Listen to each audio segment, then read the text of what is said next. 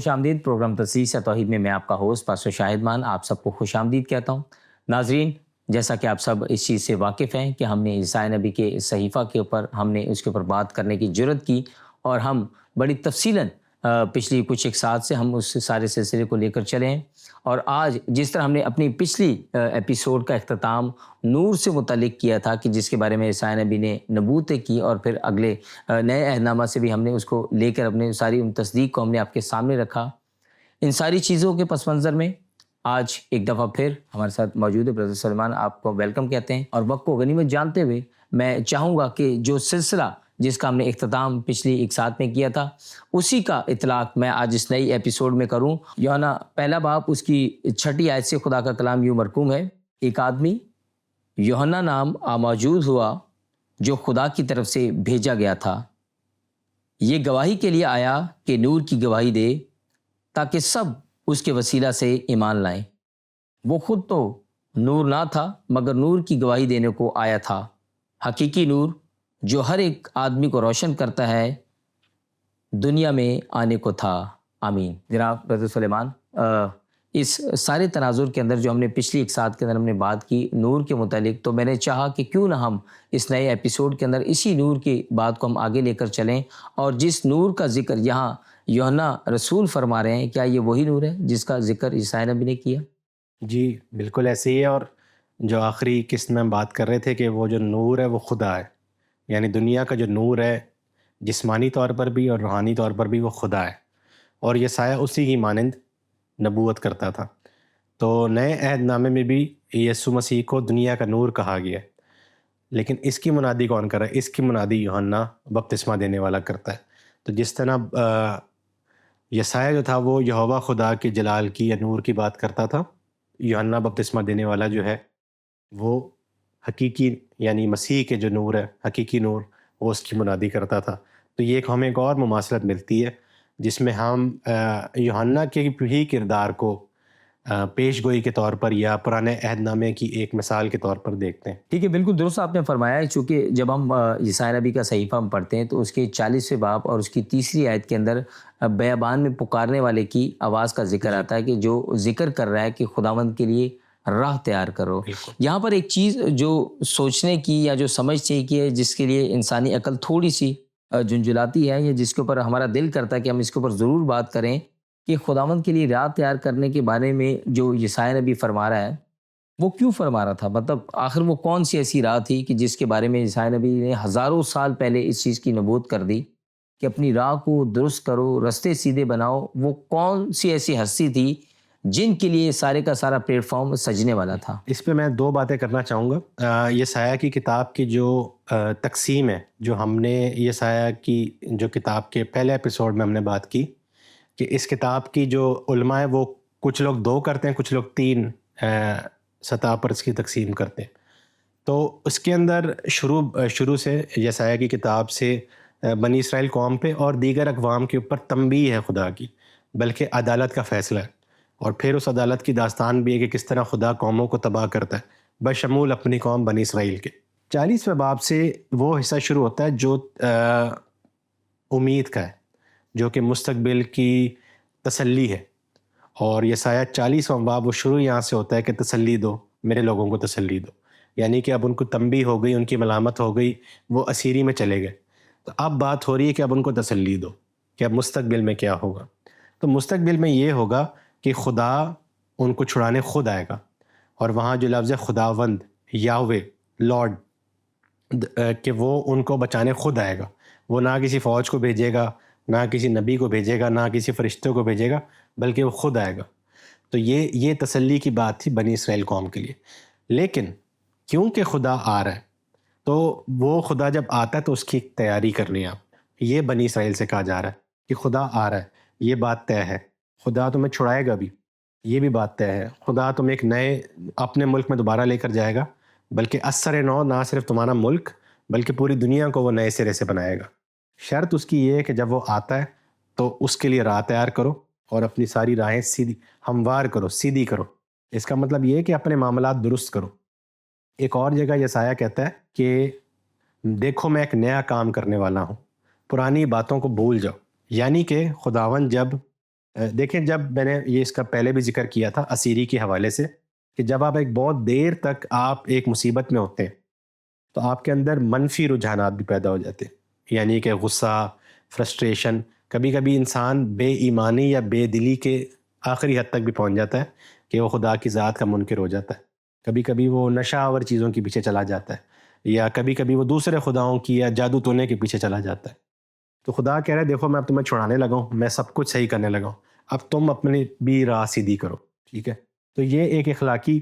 یا ایک نئے انسان ہونے کی بات ہے جسے پالوس رسول کہتا ہے نیا مخلوق ہونا، یہ بھی باقاعدہ یسعیاہ کی ہی ایک اصطلاح ہے۔ تو اصلی جو کانٹیکسٹ ہے نا اس کا یہی ہے کہ خدا خود آ رہا ہے تمہارے پاس، تو اس کے لیے تم راہ تیار کرو۔ اب انجیل لکھنے والوں نے کہا کہ جو بیابان میں پکارنے والی آواز ہے یہ یوحنا بپتسمہ دینے والا ہے، تو اسی لیے اس کو یوحنا کو مسیح کا پیش رو کہا جاتا ہے، انگریزی میں کہتے ہیں فور رنر ٹو کرائسٹ، جس نے مسیح کے لیے راہ تیار کی۔ تو ایک تو اچھی بات یہ، ایک جو سیکھنے کی بات یہ ہے کہ نہ صرف مسیح کی بابت پیش گوئیاں ہیں یسعیاہ کی کتاب میں، بلکہ یوحنا کے بارے میں بھی پیش گوئیاں موجود ہیں۔ لیکن اس سے بڑی بات یہ ہے کہ ہم یہ بات بھول رہے ہیں کہ راہ کس کے لیے تیار ہو رہی ہے؟ راہ جو ہے وہ یہوہ کے لیے تیار ہو رہی ہے۔ تو اگر یوحنا جو ہے وہ راہ تیار کرنے والا ہے اور وہ مسیح کے لیے راہ تیار کرتا ہے، تو اس کا مطلب یہ ہے کہ مسیح خداوند، مسیح یہوہ ہے، اور یہ پھر مسیح کی الوہیت کی ایک دلیل ہے جو اس نے اپنے منہ سے نہیں فرمایا کہ میں خدا ہوں، لیکن اس نے اشارتاً اس چیز کا تذکرہ اشارتاً کر دیا بالکل، کہ اور ایک ایسی ہستی آنے والی ہے جو خدا کے مساوی ہے، اور جس طرح آپ نے ذکر کیا کہ وہ تنبیہ کر رہا ہے قوم کو کہ دیکھو اب میں نے تمہیں اسیری سے نکال دیا ہے، وہ گناہ جو غلطیاں آپ سے سرزد ہوئی تھی میں نے اس کا خمیازہ بھگت کے اب تمہیں رہا کر۔ اب یہ بشر کے اوپر لازم ہے کہ جس کا تذکرہ یسعیاہ نبی کہتا ہے کہ اپنی راہ درست کرو، راہ ہموار کرو، کیونکہ ایسا ایک ایسی ہستی آنے والی ہے کہ جس کے آنے سے قبل مجھے اور آپ کو تیاری کرنی ہے تاکہ ایسا نہ ہو کہ دوبارہ وہ ہمیں کیا کرے، عذاب میں بالکل۔ اور یوحنا جو ہے وہ عذاب کا ہی ذکر کرتا ہے، یعنی وہ کہتا ہے کہ خدا کی عدالت آنے والی ہے، اس کا ہتھیار اس کے ہاتھ میں، اور وہ کٹائی کرنے آ رہا ہے، اور وہ قوموں کی عدالت کرے گا، قوموں کی عدالت خاص طور پہ بنی اسرائیل کی کرنے آ رہا ہے، اس لیے وہ کہہ رہا ہے کہ راہ اپنی سیدھی کرو، اور اس کا مطلب یہ ہے کہ یوحنا کا بپتسمہ لے کے توبہ کرو، اور پھر جو آ رہا ہے یعنی خداوند مسیح اسے قبول کرو، اسے قبول کرو۔ اور آپ یہ دیکھیں کہ پھر یسعیاہ کی کتاب سے مسیح کی الوہیت کو کس طرح جو ہے وہ یوحنا بیان کیا گیا یا انجیل لکھنے والے بیان کر رہے ہیں یا اجاگر کر رہے ہیں۔ تو اس لیے کلیسیا ان عقائد کو لے کر چل رہی ہے، اس کی بائبلی بنیاد بڑی ٹھوس ہے، تو یہ صرف اور صرف کوئی عقلی دلائل کے اوپر نہیں یا تھیولوجی کی باتیں نہیں ہیں، بلکہ بائبل کی روح سے ہمیں جو سرسری بھی ہم پڑھ رہے ہیں تو ہمیں پتہ لگ رہا ہے، اور اس کی تصدیق مل رہی ہے حوالہ جات کے ساتھ، اور اس کی نشاندہیاں ہمیں مل رہی ہیں۔ اچھا، یہاں پر ایک چیز جو بڑی ایک خوبصورت دیکھنے کو ملتی ہے یا جو سمجھنے کو ملتی ہے کہ یسعیاہ راہ کے اوپر ایک خوبصورت زور دے رہا ہے، حرف عام میں اسے کہہ رہا ہے کہ وہ زور دے رہا ہے اس کے اوپر، قوم کو اس سمت کی طرف راغب کرنے کی وہ کوشش کر رہا ہے۔ جی کہیں ایسا تو نہیں تھا کہ وہ جانتا تھا کہ یہ راہ جناب مسیح ہے؟ بے شک ایسے، میں وہی تو کہہ رہا ہوں کہ وہ خداوند کی بات کر رہا ہے کہ خداوند جو ہے وہ آ رہا ہے، تو ہمارے ایمان کے مطابق وہ خداوند یعنی جو لارڈ ہے، جو یہوہ ہے، وہ یسوع مسیح خود ہے، جسے انجیل میں کریوس لارڈ یا خداوند کہا گیا ہے۔ تو یہ دونوں لفظ جو ہیں خدا اور خداوند، یہ یہودی ایمان کے بنیادی لفظ ہیں،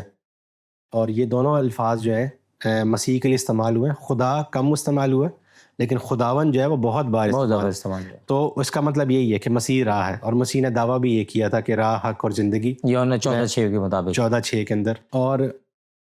یہ فرق بھی ہے خداوند یسوع مسیح میں اور یوحنا بپتسمہ دینے والے میں۔ جو راہ دکھا رہا ہے نا وہ اپنی منادی میں، اپنے رہن سہن میں اور اپنے پیغام میں بڑا سخت ہے، کیونکہ وہ راہ دکھا رہا ہے۔ تو یوحنا کے بارے میں مشہور ہے کہ وہ بیابان میں رہتا تھا، وہ ٹڈیاں اور اونٹ کٹارے کھاتا تھا، وہ جانور کی چمڑی پہنتا تھا، اور وہ الگ رہتا تھا دنیا سے، لیکن وہ راہ دکھانے والا ہے۔ اچھا، یسعیاہ کے بارے میں بھی آپ کو ملتا ہے کہ وہ بھی اس طرح کے لباس میں یا کبھی کبھی بغیر لباس کے بھی وہ منادی کرتا تھا تاکہ لوگوں کو متوجہ کرے اور پھر ان کو آنے والے غضب کے بارے میں بتائے۔ تو کبھی کبھی جو پیش رو ہوتے ہیں یا جو منادی کرنے والے ہوتے ہیں راہ کی، وہ اپنی منادی میں ذرا سخت ہوتے ہیں، جو خود راہ ہے نا وہ بڑا ملائم ہے۔ تو وہ لکھا ہوا ہے کہ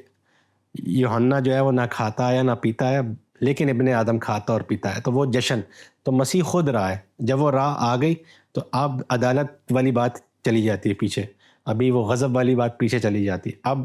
جشن ہے, اب ضیافت ہے, اب خدا کی بادشاہی کی نوید ہے. تو یہ آپ کو فرق ملتا ہے یوحنا میں اور یسوع مسیح میں, اور یہ آگے چل کے بھی اور یہ بڑا واضح فرق ہے, یہ معمولی فرق نہیں ہے کہ مطلب ایک کی ذات اور دوسرے کی ذات میں زمین آسمان کا فرق, کیونکہ ایک راہ دکھا رہا ہے اور ایک خود راہ, ایک خود راہ ہے. جو اصل اس کا جو اقنوم ہے, جو اصل اس کا جو پیرا ہے وہ یہی ہے کہ ایک راہ دکھانے والا اور ایک خود راہ ہے, بحیثیت خود راہ ہے. بالکل. اور وہ اسی کی منادی کر رہا, نہ صرف یوحنا بلکہ یسایا نبی نے بھی اسی کی منادی کی, اور یسایا نبی نے بھی اسی کی تیاری کا ذکر کیا کہ اب وہ وقت آئے گا کہ جب وہ فصل کی کیا کرے گا, کٹائی کرے گا. اچھا, یہاں پر ایک پس منظر کے اندر ایک چیز جو ہمیں نظر آتی ہے کہ یوحنا جو راہ تیار کروانے والا ہے جی, اور راہ جو ہے وہ خود جناب مسیح خود ہے. یہاں پر جب ہم بپتسمے کی رسم کے بارے میں دیکھتے ہیں کہ جب جناب مسیح وہاں پر گئے اور اس نے کہا کہ میں تیری جوتی کا تسمہ کھولنے کے لائق بھی نہیں ہوں, تو جناب مسیح نے فرمایا کہ اب تو ہونے ہی دے. بالکل. یہ کیسی ایک خوبصورت تصویر ہے کہ ایک جو کچھ لمحہ پہلے یا کچھ عرصہ پہلے ایک ذات کی اس کی منادی کر رہا ہے یا اس کے لیے نگارہ بجا رہا ہے, اس کے آنے سے پہلے وہ روبرو اس کے سامنے ہے اور وہ اس سے فرما رہا ہے کہ میں تو تیری جوتی کا تسمہ کھولنے کے لائق نہیں ہوں, لیکن جناب مسیح فرما رہا ہے کہ اب تو ہونے دے. تو میں نے جہاں سے بات شروع کی تھی کہ یسایہ 40واں باب جو ہے, جہاں پر بیابان میں پکارنے والے کی آواز ہے, تو وہاں سے ایک سلسلہ شروع ہوتا ہے نبوتوں کا جو کہ خدا کے خادم کو پیش کرتی ہیں, اور وہ خادم وہ ہے جو حلیم ہے, وہ خاکسار ہے, وہ دکھ اٹھانے والا خادم ہے, لیکن اس کے وسیلہ سے بنی اسرائیل اور تمام قومیں جو ہیں وہ دوبارہ خداوند تک آئیں گی, وہ نجات پائیں گی. تو ہمارے ایمان کے مطابق یہ خادم جو ہے خدا کا خادم, سرونٹ آف دا لارڈ, یا خدا کا عابد جو ہے جناب مسیح ہے, اور مسیح کا پیش رو ہے یوحنا بپتسمہ دینے والا. اسی سلسلے میں وہ بپتسمہ لینے جاتا ہے. تو بپتسمے کے اندر مسیح کی آپ خاکساری کو دیکھتے, جیسا کہ آپ نے صحیح فرمایا, یوحنا جو ہے وہ مسیح کو ریپرزینٹ کر رہا ہے, وہ ریپرزینٹ سے زیادہ وہ اس کی آپ سمجھ لیں کہ اس کو جلال دے رہا ہے کہ وہ بڑھتا جائے میں کم ہوتا جاؤں, اور میں اس کے جوتی کے تسمے کھولنے کے لائق نہیں, جو میرے بعد آتا ہے وہ مجھ سے بڑا ہے. ٹھیک ہے, اس طرح کی وہ باتیں کرتا ہے. حالانکہ عمر میں بھی بڑا ہے یوحنا, اور بعض اوقات یہ بھی کہا جاتا ہے کہ یوحنا جو تھا وہ استاد تھا خداوند یسوع مسیح کا. اور جناب مسیح نے خود فرمایا کہ جو عورتوں میں پیدا ہوئے یوحنا ان میں سب سے اچھا, اور وہ مسیح عزت بھی بہت کرتا تھا یوحنا کی, اس لیے جب تک یوحنا کی شہادت نہیں ہو گئی مسیح نے اپنی خدمت کا آغاز بھی نہیں کیا, اور جب کیا بھی تو وہ دور جاتا تھا, اور پھر جب اس کے شاگرد اس کے پیچھے آتے تھے پہلے وہ ان کو منع کرتا تھا, پھر وہ جب پیچھے پڑتے تھے اس کے تو پھر ان کو اپنے پاس شامل کرتا تھا. اور کلیسیا کے اندر آپ اعمال کی کتاب پڑھیں, اعمال کی کتاب 19ویں باب میں بھی ایسے لوگ کلیسیا میں موجود ہیں جنہوں نے صرف یوحنا کا بپتسمہ لیا ہو. تو یوحنا کا ایک خاص ایک مقام ہے, اس کے باوجود وہ مسیح کو ایگزالٹ کرتا ہے, اس کو جلال بخشتا ہے اس وجہ سے, اور مسیح پھر اپنے آپ کو خاکسار کرتا ہے. تو جو میں بات کر رہا ہوں کہ خدا کا جو خادم ہے وہ اپنے آپ کو خاکسار کرتا ہے. بپتسمہ لینے کی مسیح کو ضرورت نہیں تھی کیونکہ وہ گناہ گار نہیں ہے, لیکن وہ بپتسمہ اس لیے لیتا تاکہ گناہ گار انسانیت کے ساتھ وہ مل سکے, ان کے لیول پر آ سکے جن کو وہ بچانے آیا ہے. تو وہ خاکسار کرتا ہے اپنے آپ کو یوحنا کے سامنے بھی اور لوگوں کے سامنے بھی. لوگ اس کو دیکھتے ہیں کہ اچھا یہ بھی ہمارے جیسے ہی ہے, جو ہمارا منجی ہے وہ بھی اسی لائن میں لگا ہوا ہے جس سے ہم بپتسمہ لے رہے ہیں. تو یہ ایک اس کی خاکساری کی بات ہے. اور جب بپتسمہ ہوتا ہے مسیح کا تو وہاں لکھا ہے کہ آسمان سے آواز آتی ہے, یہ میرا پیارا بیٹا ہے جس سے میں خوش ہوں. اب یہ بھی پرانے عہد نامے کا حوالہ ہے, یہ دو حوالے ہیں. یہ میرا پیارا بیٹا ہے, یہ زبور کی کتاب اس کا 2 باب اور اس کی پہلی باب, یعنی 2 زبور جو ہے اس کی پہلی آیت ہے کہ یہ میرا بیٹا ہے. اور یہ جو ہے کہ جس سے میں خوش ہوں, یہ یسایہ 42ویں باب کی آیت ہے, پہلی اور دوسری آیت, جہاں پر لکھا ہے کہ یہ میرا خادم ہے اور اس سے میں خوش ہوں. تو وہاں پر یسایہ کی کتاب کے اس حوالے کو کوٹ کیا گیا ہے کہ جس سے میں خوش ہوں, وہ ہے خدا کا خادم. تو وہ خادم جو ہے وہ خاکسار ہے, میں نے جس طرح بتایا.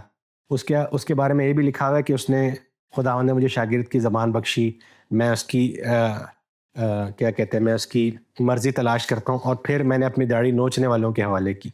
تو وہ شخص جو دنیا میں دکھ اٹھانے آیا ہے اور جس کے مار کھانے سے دنیا شفا پاتی ہے, وہ خداوند یسوع مسیح ہے. تو یہ پہلو جو ہے نا اس کے بپتسمے میں اس کا اجاگر ہوتا ہے، اس کی خاک ساری اور اس کی خدمت کا آغاز. اور پھر جب وہاں خدا کہتا ہے اس سے میں خوش ہوں، تو یہ یسایہ کی کتاب کا حوالہ ہے، یسایہ کی کتاب 42واں باب اور اس کی پہلی آیت کہ میرا خادم جس میں میری خوشنودی ہے. تو اس سے بھی آپ کو پتہ لگتا ہے کہ مسیح کے ہم نے اس کی پیدائش سے شروع کیا، پھر اس کے ہیکل میں جانا، اور اب بپتسمے کے وقت بھی جو اس کا بیان ہے انجیل کے اندر، اس میں یسایہ کی کتاب کے حوالے ہی کوٹ ہو رہے ہیں. جی اچھا، اس کے اندر ایک بڑی خوبصورت بات آتی ہے کہ جب ہم دیکھتے ہیں کہ جناب مسیح نے بپتسمہ لیا جی اور جو الہام میں بیان تھا اس کے مطابق تمام چیزوں کو جناب مسیح نے پورا کیا، خدا کے الہام کو اور خدا کے احکام کو. آگے چل کر ہم دیکھتے ہیں کہ جب وہ روح القدس سے بھر گئے، جی اور جیسا اناجیل کے اندر لکھا ہے کہ جب وہ پانی میں سے اوپر اٹھا تو روح القدس جو تھا وہ کبوتر کی مانند ان پر آ ٹھہرا. اور جیسا آپ نے بڑا خوبصورت ابھی تذکرہ کیا کہ یہ میرا پیارا بیٹا جس سے میں خوش ہوں، یعنی کہ خدا اپنی خوشی کا اظہار کر رہا ہے. اور یہاں پر بیٹے کی تابعداری کا عنصر بھی ایک بڑا خوبصورت ملتا ہے کہ سب کچھ ہونے کے باوجود بھی، کہ جب اس کے لیے راہ تیار کی گئی ہے لیکن اس کے باوجود بھی وہ تابعدار ہے اپنے باپ کے، اور تابعداری کے مطابق جو اسے حکم دیا گیا، جو ڈائریکشن دی گئی اس نے ایسا، کیونکہ دیکھیں صاحب اختیار تھا لیکن اس کے باوجود بھی اس نے یوحنا بپتسمہ دینے والے سے کیا فرمایا کہ اب تو ہونے دے، کیونکہ جیسا لکھا ہے اس نے فرمایا کب تو ہونے دے. یہاں پر یسایہ 61 باب اور اس کی پہلی آیت کا میں ذکر کرنا چاہوں گا کہ خدا کی روح مجھ پر ہے کیونکہ اس نے مجھے مسا کیا تاکہ حلیموں کو خوشخبری سناؤ، اور اس نے مجھے بھیجا ہے کہ شکستہ دلوں کو تسلی دوں، قیدیوں کے لیے رہائی اور اسیروں کے لیے آزادی کا اعلان کروں. بڑی خوبصورت نوید ہے. وہی نور کا ذکر جو ہم نے اپنی پچھلی ایک ساتھ کے اندر کیا کہ نور، حقیقی نور، نہ صرف جسمانی بلکہ روحانی نور بھی، تاکہ وہ لوگ جو قید و بند کی حالت میں تھے، کیونکہ جیسے ہم نے پہلے بھی ذکر کیا کہ یسایہ نبی نے جو راہ کی تیاری کا ذکر کیا تھا وہ یہی تیاری تھی کہ اب اٹھو.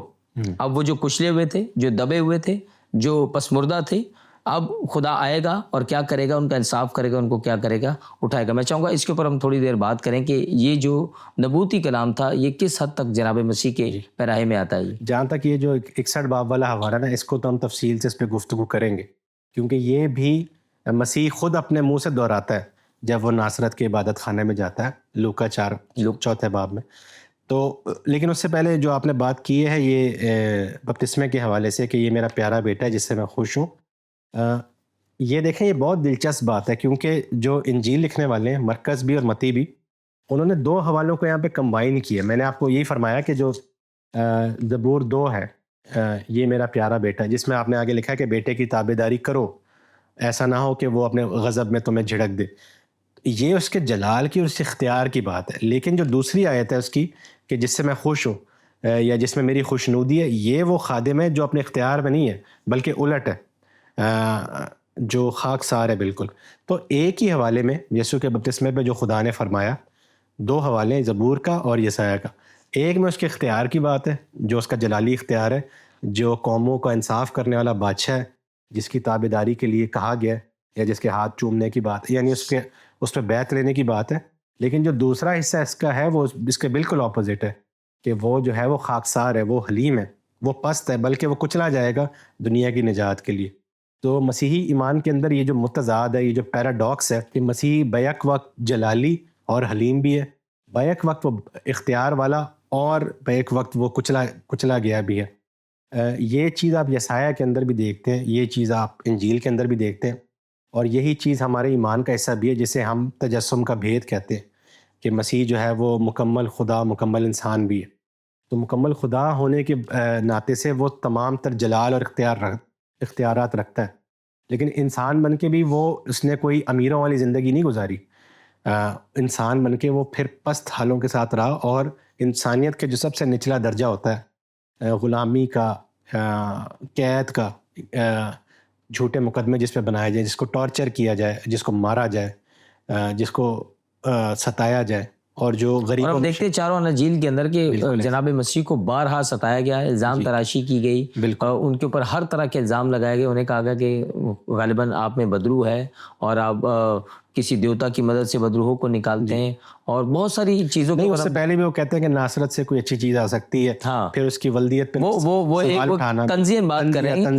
کریں کیونکہ ناصرت جو تھا ایک چھوٹا سا قصبہ تھا، تو لوگوں کو شاید یہ ان کی ایک تصور میں تھا کہ کیسے عین ممکن ہے کہ ایک چھوٹے سے قصبے سے، جیسے آج بھی اگر ہم دیکھتے ہیں تو اگر کوئی شخص کسی ایسے چھوٹے ملک سے ہے، کسی ایسی جگہ سے ہے، تو لوگ اسے حقارت کا نشانہ بناتے ہیں، اس کے پیشے کو کہ اس کے پیشے کو، پڑھائی کا بیٹا، یا اس کی تعلیم سے متعلق، یا جو بھی اس طرح کی جو چیزیں ہوتی ہیں، یا اس کے جو ادبی پس منظر ہوتا ہے یا خاندانی پس منظر ہوتا ہے، ان ساری چیزوں کو لے کر لوگ باتیں سو یہاں پر بھی ہم دیکھتے ہیں کہ لوگوں نے باتیں تو کی ہوں گی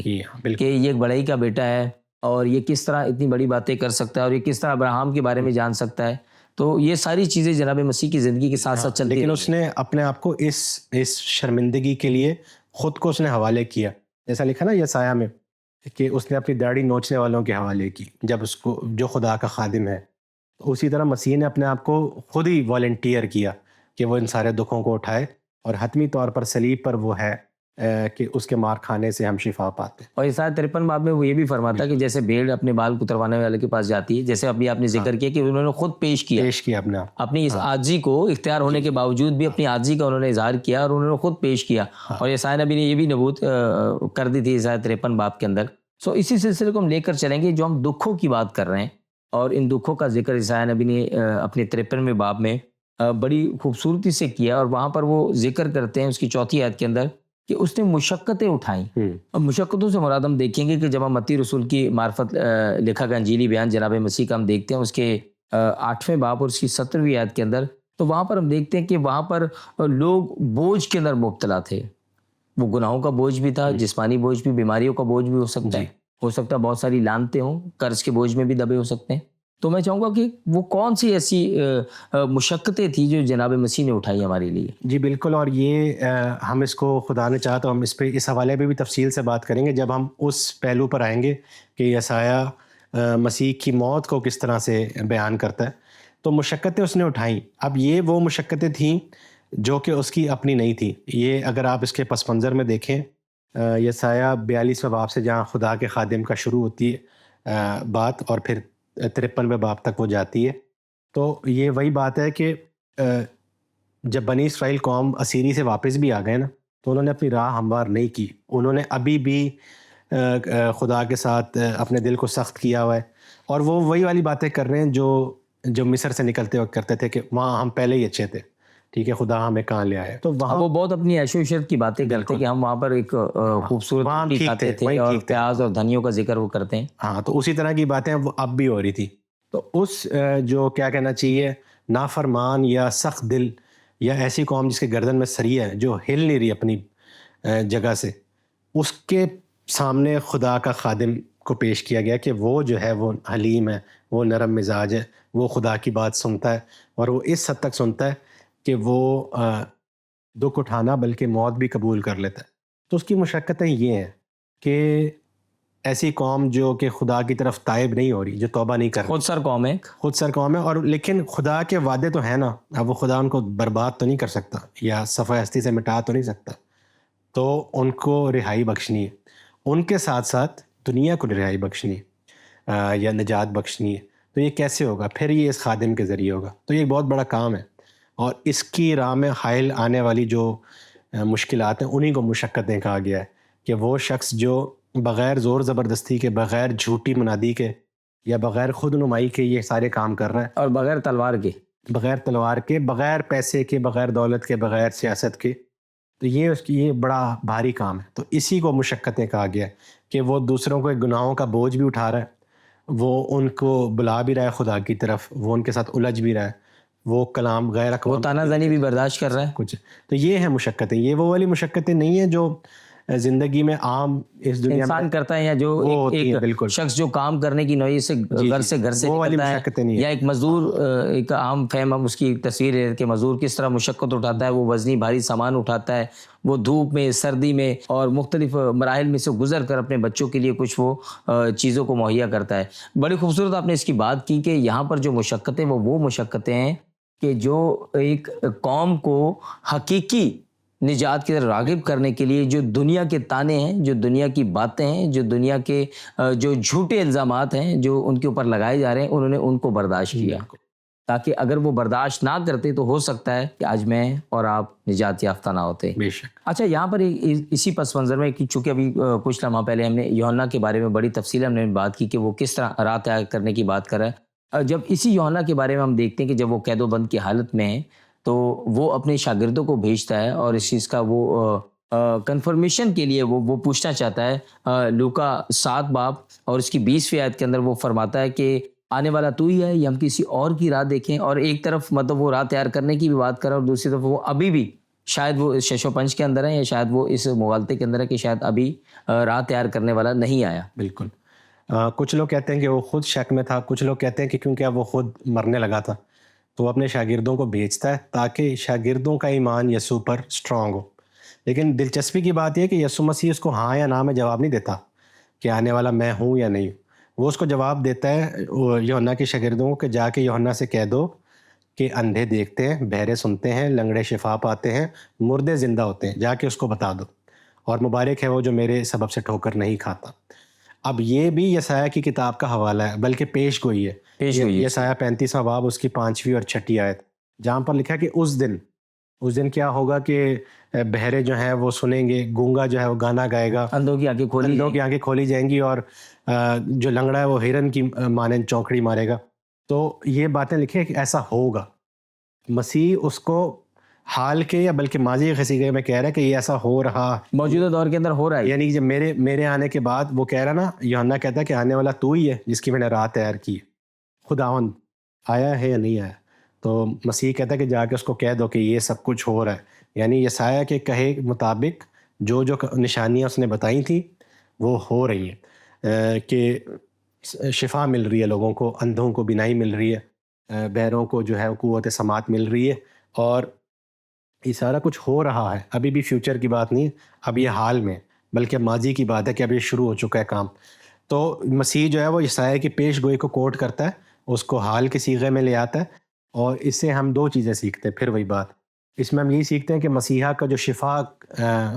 کی خدمت ہے اس کا بھی بنیاد یسایہ کی کتاب میں ملتی ہے. لیکن دوسری اہم بات یہی ہے کہ یسایہ 35واں باب کے اندر بھی یہ ساری پیش گوئیاں خداوند کے حوالے سے, خداوند کے حوالے, یعنی لارڈ یاوے کے حوالے سے. اور جب یسوع مسیح کو اپنے اوپر اپلائی کرتا ہے, یہ پھر وہ ایک الوہیت کا دعویٰ کرتا ہے جو کہ لوگ نہیں سمجھتے, کیونکہ وہ پرانے عہد نامے کے بیک گراؤنڈ کو نہیں سمجھتے. تو مسیح یہ نہیں کہتا میں خدا ہوں, لیکن وہ کہتا ہے کہ جو کام خدا نے کرنے تھے وہ میں کرنے آیا ہوں, بلکہ میں کر رہا ہوں. جا کے یوحنا کو یہ بتا دو, اور مبارک ہے وہ جو میرے سبب سے ٹھوکر نہیں کھاتے. سو ایک بہت بڑی دلیل ہے لوگوں کے لیے اور ان ناقدین کے لیے کہ جو آج بھی غالباً اس چیز سے, اس الہام سے وہ دور ہیں, اور وہ سمجھتے کہ شاید پرانے عہد نامہ کے اندر جس خدا کی بات کی جا رہی ہے وہ خدا ابھی تک نہیں آیا, اور ابھی ہمیں معجزوں کی کیا ہے ضرورت ہے, یا ابھی تک ان چیزوں کے بارے میں ہمیں جاننے کی ضرورت ہے. بہت شکریہ بردر سلیمان, آپ کی آمد کا, آپ کی قیمتی آراء کا. ناظرین, آج کے شو میں ہم نے بڑی تفصیلاً یسایہ نبی کے ان صحیفوں کے اوپر, ان نبوتوں کے اوپر بات کی کہ جو آنے والے مسیح کے بارے میں, نور کے بارے میں, اور ان معجزاتی باتوں کے بارے میں ہے کہ جو یسایہ نبی نے فرمائی. امید کرتا ہوں کہ اس شو کے وسیلے سے آپ سب نے بڑی برکت پائی ہوگی. جہاں رہیں خوش رہیں, خدا آپ سب کو بڑی برکت دے. God bless you all.